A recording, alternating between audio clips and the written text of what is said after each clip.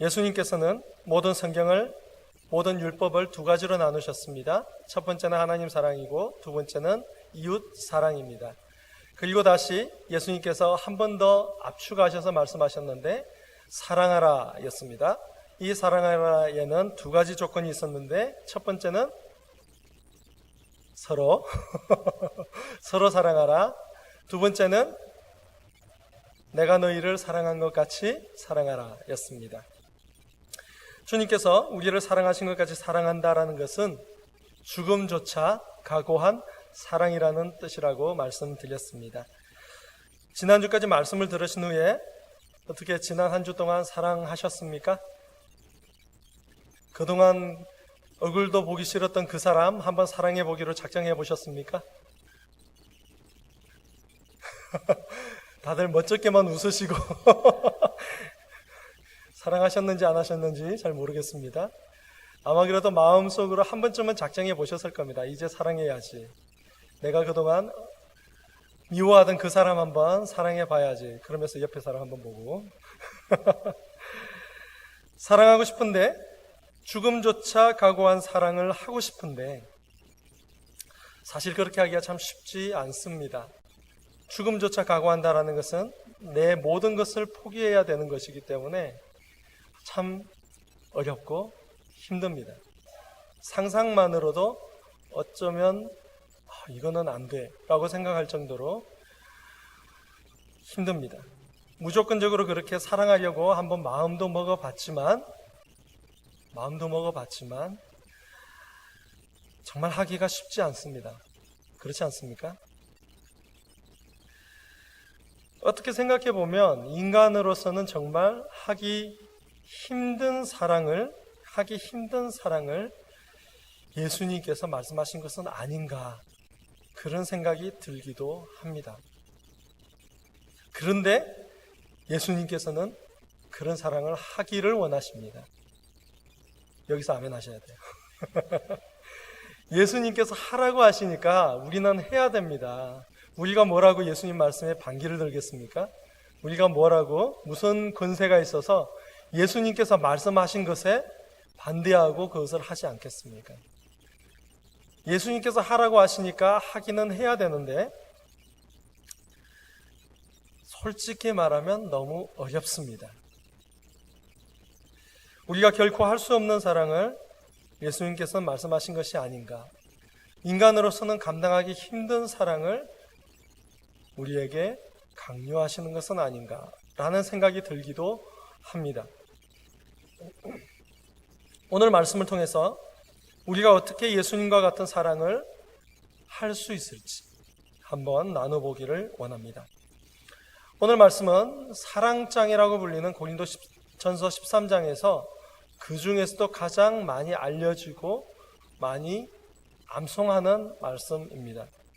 사랑은 오래 참고 사랑은 온유하며 시기하지 않으며. 교회를 다니지 않더라도 이 사랑이라는 노래를 통하여서 알고 있는 말씀입니다. 누구나 한 번쯤은 다 들어봤을 거예요. 그런데 우리는 이 말씀을 사랑 그 자체에만 한정하고 국한되게 생각하기 쉽습니다. 그도 그럴 것이 오늘 본문 이 고린도전서 13장 앞과 뒤에는 은사에 대한 내용들이 계속해서 나옵니다. 그래서 보통 은사에 관한 설교라든지 메시지를 전할 때에 이 사랑도 은사의 하나다라고 선포합니다. 틀린 말은 아닙니다. 그런데 그렇게만 본다면 성경을 아주 제한적으로 보는 것이 됩니다. 은사 중에서도 사랑은 중요한 은사입니다. 그리고 하나님께서는 이 사랑이라는 은사를 누구에게나 주셨습니다. 그런데 은사는, 다른 은사들은 어떤 사람에게는 주고 다른 사람에게는 다른 은사를 주는 케이스가 있습니다. 그러다 보니까 몇몇 사람들은 사랑도 은사니까 나는 그런 은사 못 받았어 라고 얘기하면서 당신들은 사랑해, 나는 사랑하는 게 힘드니까 다른 것으로 할래, 이렇게 얘기하는 사람들이 없지 않아 있습니다. 난 태어난 게 원래 그렇게 태어났어 라고 얘기하는 사람도 있습니다. 그런데 그것은 성경에 나오는 이 사랑에 대해서 은사라는 매우 제한된 부분으로만 생각하기 때문에 그런 것입니다. 하나님께서는 오늘 이 13장 말씀을, 고린도전서 13장 말씀을 이중적인 의미로 우리에게 주셨습니다. 직접적인 메시지와 간접적인 메시지가 있는데요. 직접적인 메시지는 우리가 알고 있듯이 사랑에 관한 메시지입니다. 그리고 오늘 나누고자 하는 부분이 바로 이 간접적인 메시지 부분입니다.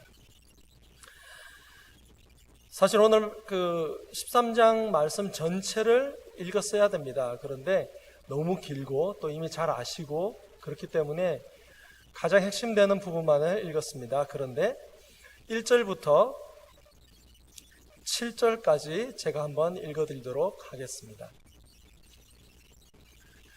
여러분들은 눈으로 함께 따라와 주시면 감사하겠습니다. 내가 사람의 방언과 천사의 말을 할지라도 사랑이 없으면 소리나는 구리와 울리는 꽹과리가 되고, 내가 예언하는 능력이 있어 모든 비밀과 모든 지식을 알고 또 산을 옮길 만한 모든 믿음이 있을지라도 사랑이 없으면 내가 아무것도 아니요, 내가 내게 있는 모든 것으로 구제하고 또 내 몸을 불사르게 내어줄지라도 사랑이 없으면 내게 아무 유익이 없느니라. 사랑은 오래 참고 사랑은 온유하며 시기하지 아니하며 사랑은 자랑하지 아니하며 교만하지 아니하며 무례히 행하지 아니하며 자기의 유익을 구하지 아니하며 성내지 아니하며 악한 것을 생각지 아니하며 불의를 기뻐하지 아니하며 진리와 함께 기뻐하고 모든 것을 참으며 모든 것을 믿으며 모든 것을 바라며 모든 것을 견디느니라. 이것은 사랑의 내용입니다. 사랑은 이런 것이다 라고 말씀해 주시는 것입니다. 이제 제가 한 단어를 다른 단어로 치환하여서 여러분들께 보여드릴 것입니다. 저와 함께 치환한 단어로 이루어진 이 1절부터 7절까지의 말씀을 함께 읽도록 하겠습니다. 시작. 내가 사람의 방언과 천사의 말을 할지라도 하나님이 없으면 소리나는 구리와 울리는 꽹과리가 되고, 내가 예언하는 능력이 있어 모든 비밀과 모든 지식을 알고 또 산을 옮길 만한 모든 믿음이 있을지라도 하나님이 없으면 내가 아무것도 아니요, 내가 내게 있는 모든 것으로 구제하고 또 내 몸을 불사르게 내어줄지라도 하나님이 없으면 내게 아무 유익이 없느니라. 하나님은 오래 참고 하나님은 온유하며 시기하지 아니하며 하나님은 자랑하지 아니하며 교만하지 아니하며 무례히 행하지 아니하며 자기의 유익을 구하지 아니하며 성내지 아니하며 악한 것을 생각지 아니하며 불의를 기뻐하지 아니하며 진리와 함께 기뻐하고 모든 것을 참으며 모든 것을 믿으며 모든 것을 바라며 모든 것을 견디느니라. 아멘. 더 이상 다른 말씀을 드리지 않아도 제가 무슨 말씀을 드릴지 여러분들은 눈치채셨을 겁니다. 사랑은 하나님입니다. 하나님은 사랑입니다. 그래서 우리가 알고 있는 이 고린도전서 13장의 말씀에서 모든 사랑을 하나님으로 바꾸어 보았습니다. 어색하신가요?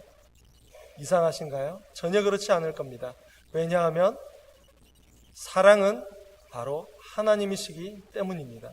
그래서 우리가 알고 있는 사랑의 속성은 바로 하나님의 속성인 것입니다.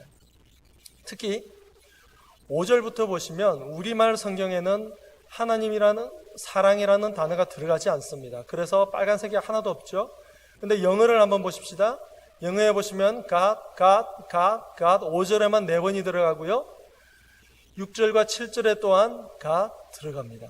이것이 원래 love라는 것이 들어가 있었고요.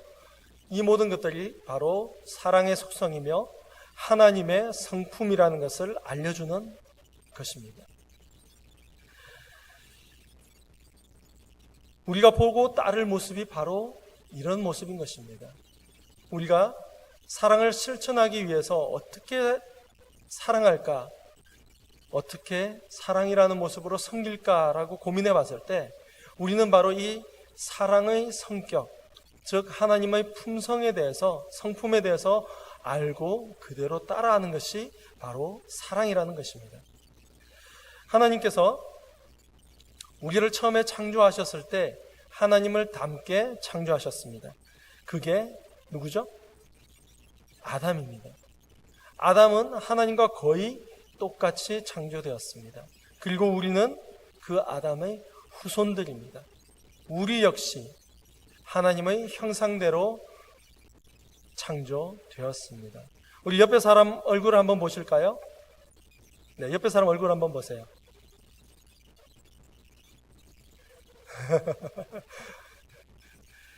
지금 여러분들이 보신 그 얼굴이 하나님의 얼굴입니다. 아멘. 우리는 하나님을 닮았거든요. 그래서 우리의 모습이 객관적으로는 조금씩 달라 보일지 몰라도 지금 우리의 모습은 바로 하나님의 얼굴입니다. 얼굴을 보면서 인상 쓰면 될까요? 하나님을 보면서 인상 쓸 수 있을까요? 미워할 수 있을까요? 아닙니다.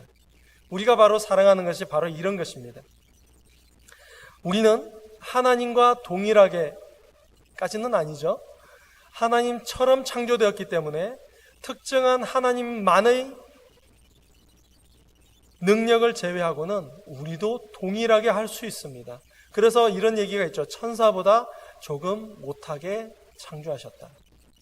우리는 천사보다 조금 못하게 창조되었기 때문에 여러 감정이라든지 다른 많은 일들을 우리는 하나님처럼 할 수 있습니다. 여기까지만 듣고서 조시면 안 돼요. 여기까지만 듣고 나가서 양재영 목사가 그러는데 우리도 하나님처럼 할 수 있다 이러면 이제 저는 이단되는 거예요. 계속 들으셔야 됩니다. 조시면 안 됩니다. 하나님께서 하신 그 모든 것들을 할 수 있는데 특히 우리는 사랑에 관한 한 하나님처럼 할 수 있습니다. 그 증거는 우리가 역사를 통해서도 또 우리 주변을 통해서도 얼마든지 확인하고 발견할 수 있습니다. 안타까운 사건인데요. 지난주에 라스베가스에서 총격 사건이 있었습니다. 59명이 죽었고요. 520명 이상의 사람들이 부상을 입었습니다. 그런데 뉴스에서 이 사건을 보도하면서 범인에 대해서 이 사건 자체에 대해서 보도하면서 동시에 참 따뜻한 이야기들도 많이 전해 주었습니다. 그것이 뭐냐면 자신의 생명을 버리면서까지 다른 사람들을 구했더라는 소식입니다. 보신 분들 계시죠? 네, 어떤 사람은 자신의 사랑하는 연인을 구하기 위해서 이미 등에 총을 맞아 피를 흘리면서도 그 연인을 안전한 곳으로 데려다 주고 자신은 죽었습니다. 어떤 사람은 50명이 넘는 많은 사람들을 안전한 곳으로 데리고 가다가 마지막에 안타깝게 총을 맞았습니다. 그뿐만 아니고요. 요 몇 달 전인 것 같은데 작은 아파트에서 불이 났었습니다. 한국에서. 그리고 그곳에 살고 있던 한 청년이 그 불을 가장 먼저 알고서는 모든 그 아파트 층층에 있던 모든 집을 두들겨서 사람들을 밖으로 내보냈습니다.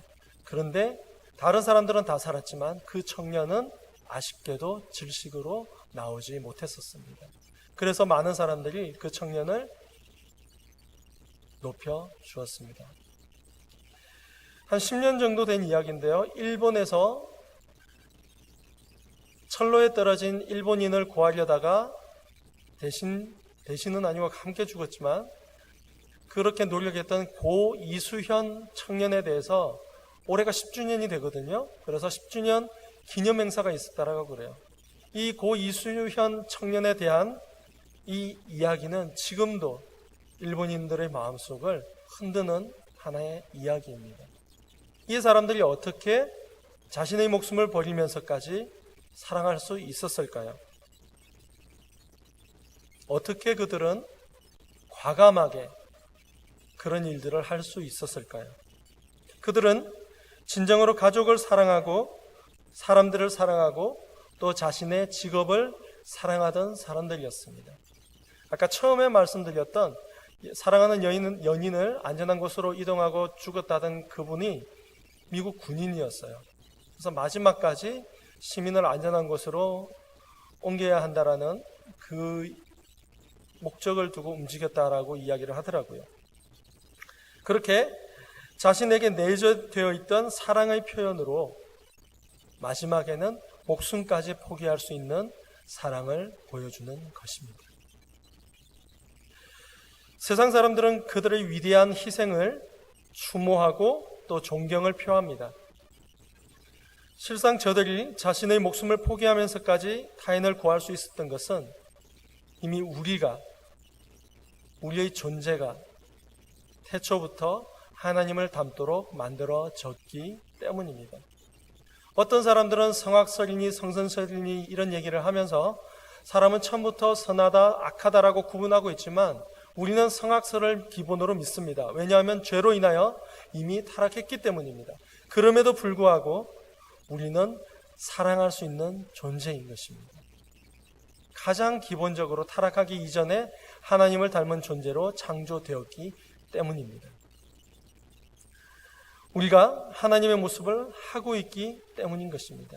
우리 안에 하나님의 성품이 있기 때문입니다. 그래서 저들은 목숨을 포기하면서까지 사랑의 표현을 할 수 있었습니다. 그래서 우리들도 죽음마저 각오한 사랑을 할 수 있는 것입니다. 그 사랑은 내가 하는 것이 아닙니다. 우리 스스로 하는 것이 아닙니다.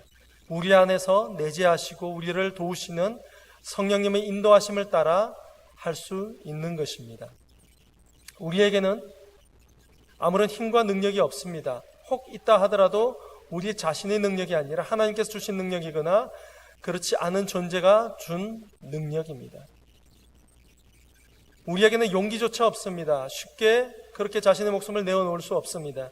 내가 하려고 하면 모든 것이 다 실패로 돌아갈 뿐 그 어느 것도 선한 결과를 쉽게 이끌어낼 수 없습니다. 혹시 무슨 힘과 능력이 있어서 어떤 일을 행할 수 있다고 하십시다. 그렇다고 해도 그것은 우리에게 전혀 유익이 되지 못합니다.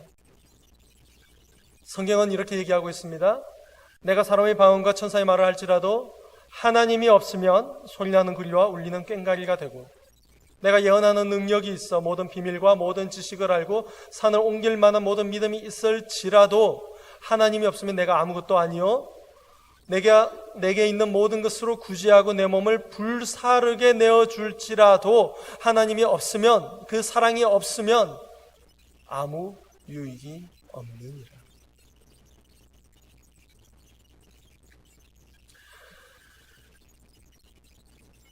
우리는 이 말씀을 주의 깊게 봐야 됩니다. 우리가 사역할 때에, 우리가 사랑할 때에, 우리가 일할 때에, 우리가 섬길 때에 그곳에 우리 중심에 하나님이 있는지 없는지를 살펴보아야 합니다. 하나님께서 주신 사랑이 있는지 살펴보아야 한다는 것입니다. 분명하게 성경은 사랑 없는, 하나님 없는 그 어떤 것도 우리에게 유익이 되지 못한다라고 선포하고 있습니다. 그럴 수 있다가 아니라 선포하고 있습니다. 그 어떤 것도 하나님께서는 옳다고 말씀하시지 않는다라는 것입니다. 이처럼 우리는 하나님 없이는 아무것도 할 수가 없습니다. 우리 성경에서 가장 중요한 이슈인 사랑하는 것조차 말입니다. 사랑하는 것조차 하나님 없이 사랑할 수 없습니다. 왜냐하면 하나님께서 사랑이시기 때문입니다. 하나님께서 사랑 그 자체이시기 때문입니다. 사랑의 근원이시기 때문입니다. 하나님을 사랑하는 사람은 그 사랑을 표현할 수밖에 없습니다. 하나님께서 사랑 그 자체이시기 때문에 그 사랑을 표현하려면 하나님을 표현할 수밖에 없는 것입니다. 사랑하는 자들아, 우리가 서로 사랑하자. 사랑은 하나님께 속한 것이니 사랑하는 자마다 하나님께로부터 나서 하나님을 알고 사랑하지 아니하는 자는 하나님을 알지 못하나니 이는 하나님은 사랑이심이라. 사랑하는 자들아, 하나님이 이같이 우리를 사랑하셨은즉 우리도 서로 사랑하는 것이 마땅하도다. 우리는 사랑한다면 하나님을 드러내야 하고 하나님을 믿는다면 우리는 사랑해야 하는 것입니다. 또한 이것은 하나님을 사랑하고 하나님을 사랑을 하는 것은 우리에게 있어서 마땅한 것입니다. 이 마땅하다라는 단어가 윤리적인 단어거든요. 마땅하다, 마땅하지 못하다, 가장 기본이 된다, 되지 않는다라는 얘기지 않습니까? 하나님을 아는 사람은 하나님께서 사랑하신 것 같이 우리도 서로 사랑하는 것이 당연한 것입니다. 그것이 윤리입니다. 기독교 윤리입니다. 그것이 가장 기본이 된다는 것입니다. 그렇다면 우리는 어떻게 사랑해야 할까요? 죽음조차 각오한 사랑을 해야 하는데 어떻게 사랑해야 할까요? 우리 다시 본문으로 돌아가서 우리가 어떻게 하나님을 드러내고 우리가 어떻게 사랑을 표현할 수 있는지 살펴보기를 원합니다. 굳이 안 보셔도 이미 다 아실 거예요. 사랑은 처음에 뭐가 나오죠? 오래 참고. 사랑은 오래 참는 것입니다. 사랑은 정말 오래 참는 것입니다. 성급하지 않는 것입니다. 인내를 가지고 기다려줄 수 있는 것입니다. 언젠가 그 사람이 하나님의 마음을 알고 우리의 마음을 알 때까지 인내하며 참아주는 것입니다. 기다려주는 것입니다. 참 이게 한국 사람으로서 잘 안 되는 것 같아요. 60년대, 70년대를 지나오면서 이 빨리빨리라는 문화가 오죽하면 전 세계에서 한국 사람 하면 빨리빨리라고 할 정도로 한국 사람을 대표하는 단어가 될 정도로 이 문화가 자리를 잡았습니다. 그래서 교회 안에서도 빨리빨리 문화가 있습니다. 그러다 보니까 일을 할 때도 빨리빨리 하고요. 사랑할 때도 빨리빨리 하려는 경향이 있습니다. 그런데 사랑은 빨리빨리 되는 것이 아닙니다. 여러분들 이미 겪어보셔서 잘 아시잖아요. 누군가를 사랑할 때 내가 사랑한다라고 해서 그 사랑이 빨리 이루어지던가요? 누군가가 나를 사랑할 때 또는 누군가가 다른 사람을 사랑할 때 그게 말한다고 해서 표현한다고 해서 한순간에 그 사랑이 완성되던가요? 아니잖아요. 굉장히 많은 시간이 필요합니다. 우리가 사랑을 전하는 것도 그 사랑이 완성되어져 가는 것도 많은 시간이 필요합니다. 그런데 우리는 참지 못합니다. 특히 한국 사람들이 참지 못합니다. 우리는 더 인내해야 합니다. 더 참아야 합니다. 하나님께서 그 사람에게 놀라운 은혜를 역사를 일으키실 때까지 우리는 참아야 합니다. 이 참아야 한다라는 얘기가요. 4절에 사랑은 오래 참고 그리고 7절에 보면요. 모든 것을 참으며 참는 것에 대해서 2번이나 강조할 정도로 참는 것이 사랑의 중요한 하나님의 가장 특징적인 성품인 것입니다. 우리의 모습을 보면 하나님께서 얼마나 참으셨는지 아시잖아요. 우리의 과거를 돌아보면 하나님께서 어떻게 저렇게 참으실까 싶을 정도로 하나님께서는 참으셨잖아요. 지금도 참고 계시잖아요. 우리는 그런 하나님을 닮아야 됩니다. 그게 사랑하는 것입니다. 2번째로 사랑은 온유합니다. 이게 참 어렵습니다. 단어도 어렵고 뜻도 어렵고 이대로 하는 것도 어렵습니다. 온유하다라는 것은 국어사전에 찾아보시면요. 따뜻할 온자에다가 부드러울 유자를 써서 성격, 태도 따위가 온화하고 부드럽다라는 의미로 표현되어 있습니다. 그래서 영어에서는 meek라는 말로서 온순한, 온화한이라는 뜻을 가지고 있습니다. 여기까지 보면은요, 그냥 순둥이를 얘기하는 거예요. 순둥이. 썩낼 줄 모르고 그냥 헤헤웃고. 그런데 여기서 온유함이라고 하는 것은 단순하게 온순한 것을 말하지 않습니다. 실제로 우리가 사용할 때도 온유하다라고 할 때 그냥 온순한 것을 얘기하지 않잖아요. 다시 사전에 나오는 정의를 말씀드리면 외적으로 드러나는 모습이 부드럽거나 쉽사리 화를 내지 않는 것 혹은 감정을 드러내지 않는 것을 가리켜서 온유하다라고 말하고 있습니다. 실제로 이 단어에는 이러한 뜻이 우리에게도 없는 것이 아닙니다. 이것을 완전히 부정하는 것이 아닙니다. 이것도 충분히 필요합니다. 그런데 성경에서 말하는 온유하다라는 것은 더 깊은 뜻이 있는 것입니다. 성경에서 말하는 온유함이란 자신을 꺾고 굴복하는 것을 얘기합니다. 온유함이란 자신을 꺾고 굴복하는 것입니다. 자신을 꺾는다고 하는 것은 자신의 생각과 의지와 감정을 포함한 자신의 존재, 인격을 부인하는 것입니다. 그리고 그 자신을 부인한 그 자리에 오직 전능자의 의지와 말씀으로 채우는 것을 의미합니다. 이게 무슨 말입니까? 좀 어렵죠? 복잡하죠? 쉽게 얘기하면요, 나는 죽고 예수로 사는 삶인 것입니다. 나는 죽고 하나님의 말씀으로 채워진 삶을 말하는 것입니다. 정리하자면 온유한 사람이란 자신을 꺾고 전능자로부터 나는 권세, 세워진 질서 혹은 정당한 가르침을 따를 줄 아는 사람, 더 간단하게 얘기하면 하나님으로 충만한 사람이라는 것입니다. 어렵죠? 사랑이 이렇게 어려울 줄이야. 어이구나. 제가 두 가지를 말씀드렸습니다. 오래 참고 온유하고. 아마 이 두 가지만 하더라도 우리는 사랑의 상당 부분을 성공하지 않을까 싶습니다. 또 우리가 읽은 4절부터 7절까지의 말씀 중에는 많은 말씀들이 나오는데 굳이 설명하지 않아도 여러분들이 충분히 잘 아시리라 믿습니다. 한번 확인해 보겠습니다. 시기하지 않습니다. 자랑하지 않습니다. 교만하지 않습니다. 무례한 행동을 하지 않습니다. 무리 중에 이익을 구하지 않습니다. 성내지 않습니다. 악한 생각을 하지 않고요. 불의에 기뻐하지 않습니다. 진리에 기뻐합니다. 오래 참습니다. 다시 한번 더 나오죠. 모든 것을 참습니다.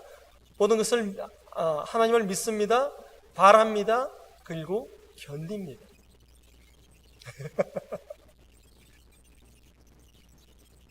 사랑은 이런 것입니다.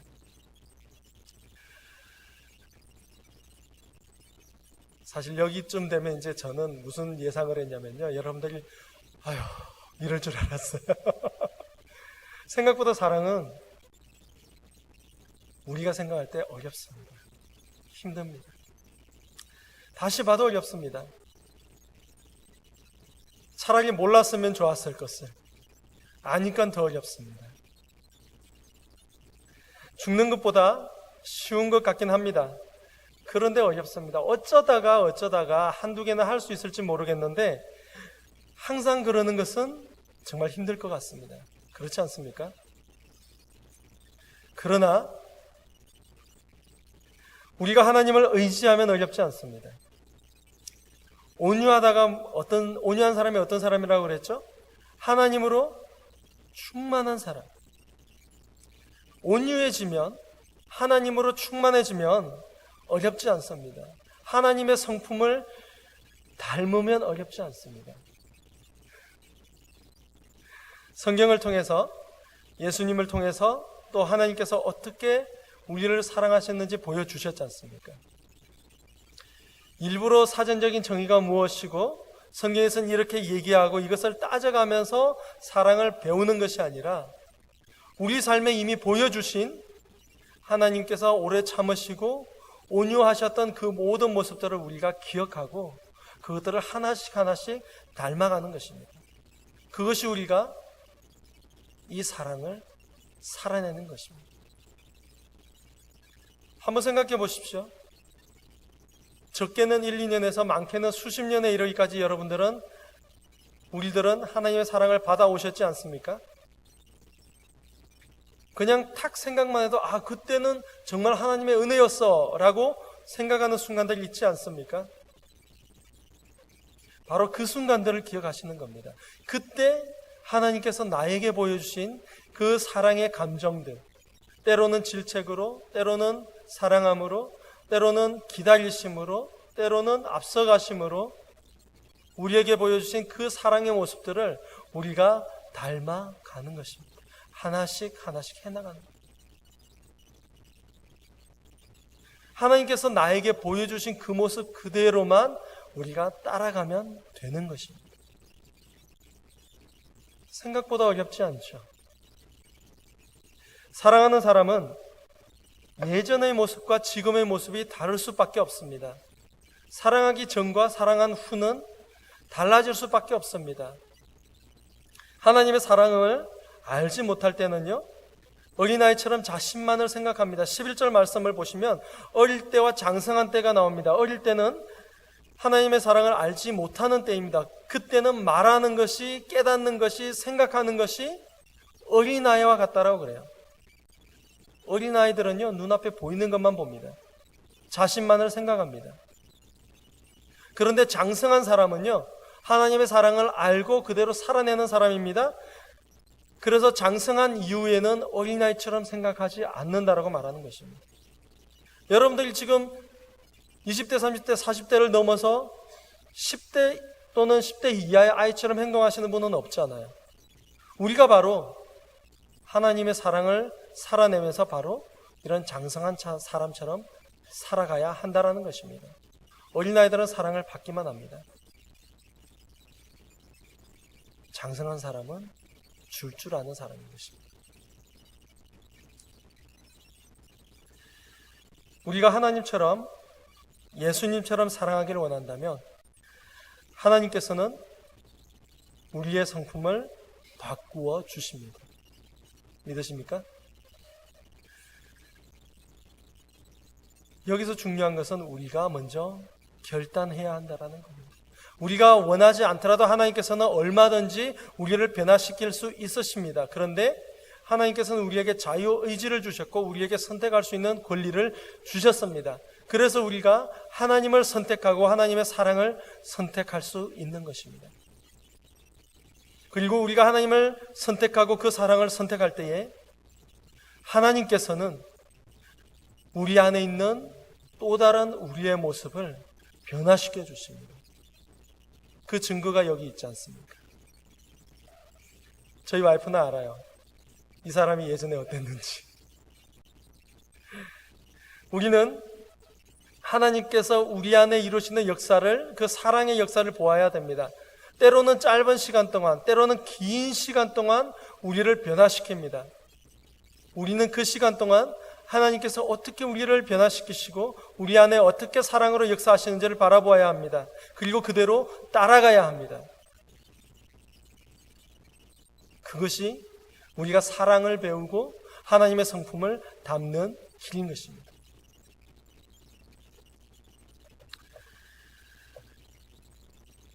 사실 지금도 정말 그런 사랑을 할 수 있을까 싶습니다.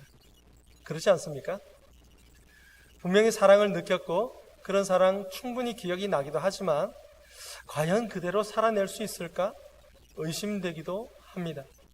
뭔가 뚜렷하지 않고 희미합니다. 확신이 서지 않습니다. 그렇죠? 네, 저만 그렇군요. 그런데 이조차도 하나님께서는 성경을 통해서 이미 말씀해주고 계십니다. 우리가 지금은 거울로 보는 것 같이 희미하나 그때는 얼굴과 얼굴을 대하여 볼 것이요. 여기서 이 거울을 지금 우리가 사용하는 그 거울로 생각하시면 안 됩니다. 이 당시는요, 굴이나 청동으로 만든 거울이었어요. 그러니까 지금으로 치면은 그나마 깨끗한 철판 같은 데다가 우리의 얼굴을 비춰본다라고 생각하시면 돼요. 얼굴이 깨끗하게 보일까요? 아니잖아요. 그죠? 우리 여성분들은 쉽게 아시네요. 흐릿하게 보입니다. 청동 거울, 구리 거울들을 보시면요, 얼굴이 깨끗하게 보이지 않고요, 전체적인 윤곽과 어떤 그런 것들이 보입니다. 그걸 얘기하는 거예요. 거울로 보는 것처럼 희미해집니다. 그런 거울로 보는 것처럼 우리는 아직도 희미합니다. 우리가 사랑할 수 있을지, 그 사랑을 정말 완료해낼지. 그런데요,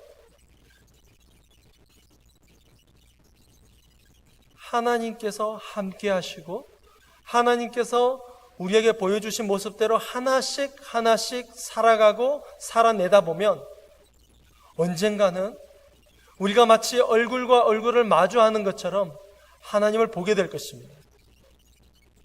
하나님을 보게 될 것입니다. 우리의 영적인 시야가 깨끗해질 것입니다. 그래서 우리가 하나님의 경험하고 하나님의 사랑을 통해서 영적인 존재인 우리 하나님을 마주하게 되는 것입니다. 그 깊은 사랑을 뚜렷이 보게 될 것입니다. 얼마나 놀라운 약속이십니까?